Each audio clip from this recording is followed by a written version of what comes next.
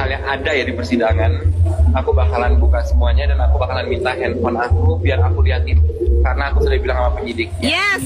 Karena aku udah bilang sama penyidiknya, handphone aku udah tahan. Jadi kalau misalnya aku udah bilang sama penyidiknya, kalau sampai chat-chatan aku udah ada yang dihapus, aku udah ada salinannya. Karena handphone aku tahan, plus minta pin handphone aku. Jadi ya aku takutnya gimana kan. Jadi aja. Enggak. Jadi kalau misalnya yang di post yang udah tersebar banyak di sosial media tentang rekaman, itu suara aku tapi suaranya yang lengkap harusnya 10 menit. Jangan kejang-kejang sayang. Kok lu tahu 9 menit? Kok kau tahu rekamannya 9 menit? Aku aja nggak tahu rekamannya 9 menit. Kenapa kau pula yang bisa tahu ya? Uduh, deg-deg serja. Berkaitan dengan hukum acara, kemudian berkaitan dengan Undang-Undang Nomor 2 Tahun 2002, berkaitan juga dengan Perkap Nomor 6 Tahun 2019. Artinya apa? Bahwa terkait laporan klien kami Dr. Reza dengan nomor 7355 yang kami anggap harus ada lebih dari 2 tersangka. Pertama kali Dr. S itu muncul di permukaan dunia maya ini di pelantaran sosial media TikTok, kemudian meranjuk kepada Instagram, selain tak bukan memberikan edukasi mengenai skincare tentunya. Namun perlu kalian pahami, semua itu punya motif, apapun yang dilakukan punya motif. Apa itu motif? Tujuan yang hendak dicapai. How to make-nya apa? Hanya dia dan Tuhan yang tahu. Disappointed yang pertama itu. Yang kedua, apakah kalian pernah berpikir secara logika dan hati nurani atas apa yang telah terjadi 1 dekade ini? Bahkan bukan cuma itu, dari mulai pertengahan 2024, bahkan sekarang sudah pertengahan 2025, udah 1 tahun. The big question adalah, ada apa sebenarnya? Jadi konsep yang harus kalian ketahui adalah, tidak mungkin Dr. Reza Gladys melaporkan seseorang, dalam hal ini adalah NM. Dan perlu diketahui, banyak orang yang di sana membela NM dengan dalil, oh juga Dr. Reza juga terlibat, begitu bunyinya. Tapi perlu kalian pahami ya, saya berbicara secara hati nurani, secara simpati dan empati. Jika kita mengkomposisikan diri kita sebagai Dr. Reza Gladys, mungkin kita akan melakukan hal yang serupa, yaitu keadilan. Keadilan juga tercantum dalam hak asasi manusia, itu azas keadilan. Lantas menyuarakan kebenaran, kenapa meski orang benar dikatakan salah? Itu. Yang kedua, apakah ini ada peran adil dari orang yang di belakangnya? Kemunculan Dr. S ini di dunia maya tentunya sangat mengganggu dalam hal memberikan edukasi. Di awal orang akan aware dan merasa senang dengan hal yang diberikan.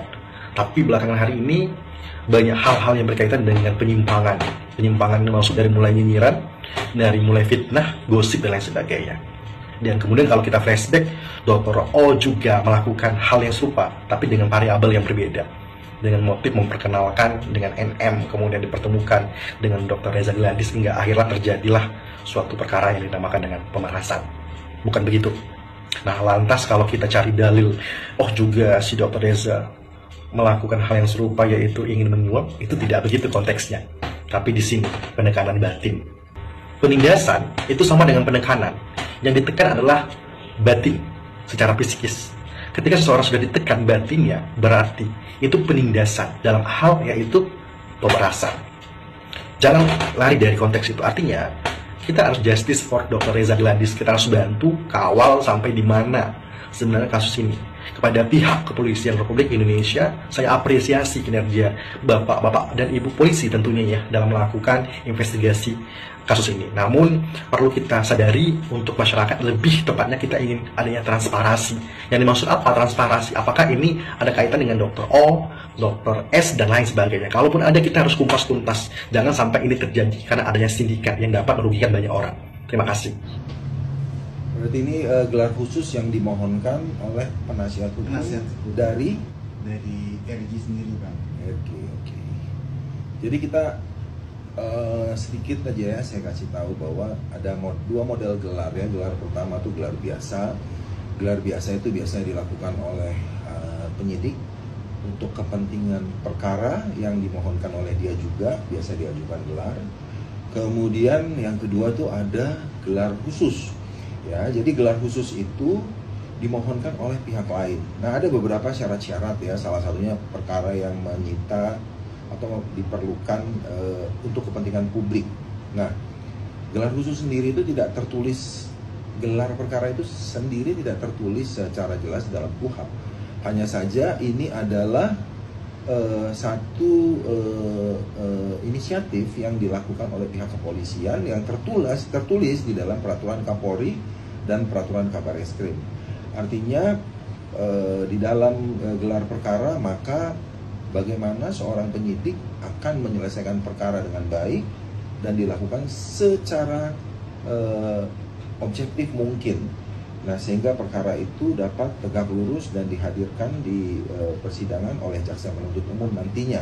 Nah, berkaitan dengan rencana yang diajukan oleh penasihat hukum RG ya tadi ya, untuk dilakukan gelar khusus, ya saya pikir itu sah-sah saja.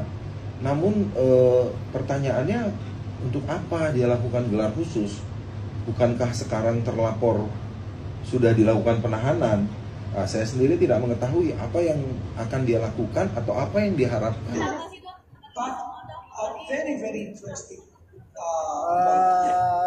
Pokoknya semua masalah yang besar itu alhamdulillah mudah-mudahan bisa kita lewati. Ya, minta doanya dari teman-teman karena aku yakin aku cuma punya satu. Hanya Allah yang Maha Besar. Mungkin sedikit kalau boleh dijawab terkait masalahnya sampai ke masalah one prestasi seperti apa? Kita boleh nanti ke lawyer kita aja ya. Nanti boleh tanya ke lawyer aku. Oke, makasih dok. Dok, buka dia segini dok. Tahap 1 inilah kejaksaan periksa. Oh, ini saksinya, ini keterangan saksi A, ini keterangan tersangka, ini bukti-buktinya. Sehingga kalau ada yang kurang, misal, oh keterangan dari saksi ini kurang ini. Oh, ini buktinya harus dilampirkan yang bukti ini misalnya. Atau ini keterangan tersangkanya harus dilengkapi dengan A, B, C segala macam. Nah, saat misalnya dinyatakan kurang lengkap, maka kejaksaan itu mengembalikan berkasnya itu ke teman-teman penyidik. Disitulah namanya P19. Artinya berkas itu dikembalikan untuk dilengkapi. Artinya sebenarnya P19 ini bukan berarti perkara ini berhenti. 19 ini dikembalikan lagi, kan diperiksa oleh jaksa tadi, dikembalikan lagi ke teman-teman penyidik untuk dilengkapi. Dan biasanya nanti teman-teman penyidik itu melengkapi kekurangan dari P19 itu apa. Ada petunjuknya, misalnya ini dinyatakan P19, keterangan saksi A kurang misalnya. Harus menyebutkan yang mengenai ini, A, B, C, segala macam. Nanti dipanggil lagi tuh kekurangannya oleh teman-teman penyidik. Tapi kalau misalnya kekurangannya adalah bukti, ini harus dilampirkan. Ada bukti, dokumen yang di sini disebutkan tapi tidak dilampirkan. Nanti teman-teman penyidik juga sama. Akan mencari dokumen itu atau diminta ke siapa kekurangan itu yang megang, baru nanti dari dokumen itu dilengkapi.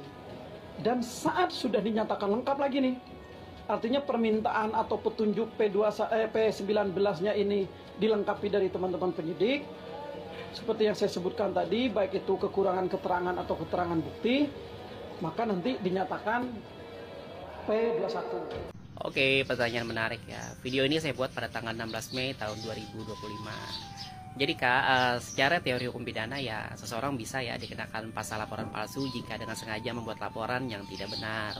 Dan ia tahu bahwa yang dilaporkan itu sebenarnya tidak melakukan tindak pidana.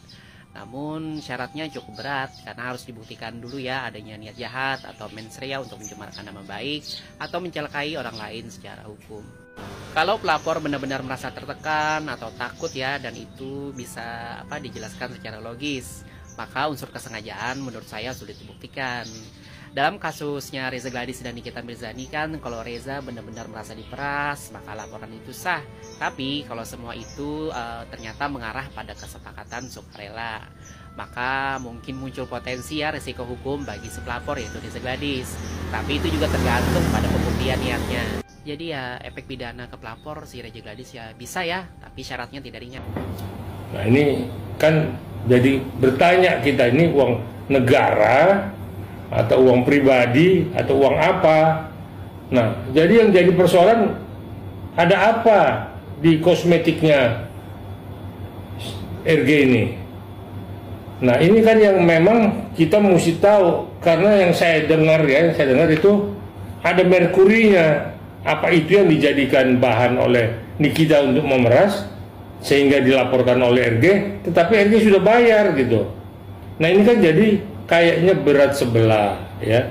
Secara hukum saya melihat kok tidak ada keadilan untuk Nikita ya, apalagi dia sudah ditahan itu 2 kali perpanjangan ya. Sedangkan RG masih tetap santai ya, apalagi dokter siapa itu? Dokter Oki juga yang katanya dijadikan saksi tapi nggak memberikan kesaksian yang sebagaimana mestinya. Merkurinya itu mesti kita dalamin. Penyidik ini kan penyidik harusnya. Jangan jadi ada apa-apa. Ini Pak Kapolda pun mesti tahu nih. Jangan anak buah main Pak Kapolda nggak tahu nih. Ini apa yang terjadi nih? Kok bisa sini? Di kita ini banyak bantuan juga. Tempo hari kasusnya si Rizik itu, ini kita yang termasuk yang melawan si Rizik. Nah, kok nggak ada tepus seleronya. Nah, tempo hari kan memang sini kita juga memang nggak bisa dipegang buntutnya ya, tapi kan di satu sisi juga dia bisa diharapkan gitu.